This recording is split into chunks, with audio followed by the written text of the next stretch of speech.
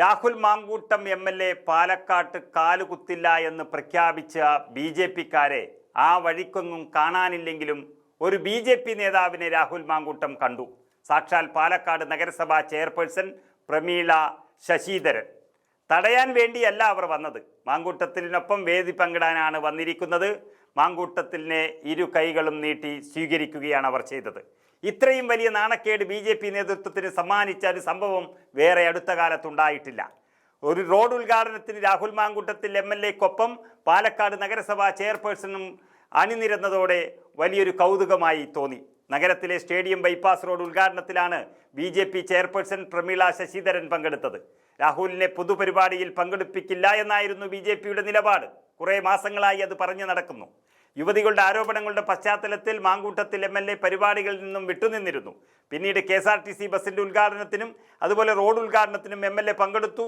എന്നാൽ MLA-യെ തടയുമെന്ന നിലപാടിലായിരുന്നു BJP-യും CPM-ഉം. ഇന്ന് അവരെ എവിടെയും കാണാനില്ല.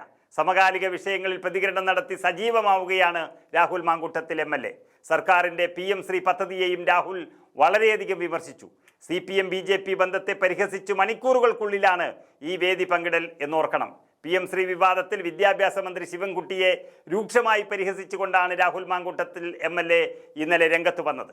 ഈ ശ്രീ പദ്ധതി വിശദീകരിക്കാൻ ശിവൻകുട്ടി വാർത്താ സമ്മേളനം നടത്തിയതിന് പിന്നാലെ രാഹുൽ മാങ്കൂട്ടത്തിൽ എത്തിയതോടെ അത് വലിയ ചർച്ചയായി. പത്രസമ്മേളനം കണ്ടപ്പോൾ ഒരു കാര്യം മനസ്സിലായി എന്നും അയാൾ ശിവൻകുട്ടിയല്ലെന്നും ലക്ഷണമൊത്ത സംഘിക്കുട്ടിയാണെന്നും രാഹുൽ മാങ്കൂട്ടത്തിൽ പരിഹസിച്ചത് BJP CPM ബന്ധത്തെയായിരുന്നു. ഇപ്പോൾ നേമത്ത് BJP MLA തോറ്റെന്ന് ആരാണ് പറഞ്ഞതെന്നും രാഹുൽ പറയുകയുണ്ടായി. നേമത്തുള്ളത് CPM-ന്റെ BJP MLA ആണ് എന്നാണ് രാഹുൽ മാങ്കൂട്ടം പറഞ്ഞു വച്ചത്. MLA സംഘിക്കുട്ടി എന്നും രാഹുൽ മാങ്കൂട്ടത്തിൽ പരിഹസിക്കുമ്പോൾ അത് BJP CPM ബന്ധമാണ് രാഹുൽ മാങ്കൂട്ടം തുറന്നു കാട്ടിയത്. നേരത്തെ പിണറായി വിജയനെയും മാങ്കൂട്ടത്തിൽ വിമർശിച്ചിരുന്നു. ഇതുവരെ ശ്രീ വിജയനായിരുന്നുവെന്നും ഇനി മുതൽ വിജയൻ ശ്രീ എന്നായിരിക്കുന്നുവെന്നും ശ്രീന്ദാബാദ് എന്നാണ് അവരുടെ സിന്ദാബാദ് മാറിയിരിക്കുന്നത് എന്നും രാഹുൽ മാങ്കൂട്ടത്തിൻ്റെ പരിഹാസത്തിലുണ്ട്. ഏതായാലും ഈ വീഡിയോ, അതായത് BJP-യുടെ ചെയർപേഴ്സൺ രാഹുൽ മാങ്കൂട്ടത്തിൻ്റെ ഇരു കൈയും നീട്ടി സ്വീകരിക്കുന്ന വീഡിയോ നമുക്കൊന്ന് കണ്ടു നോക്കാം.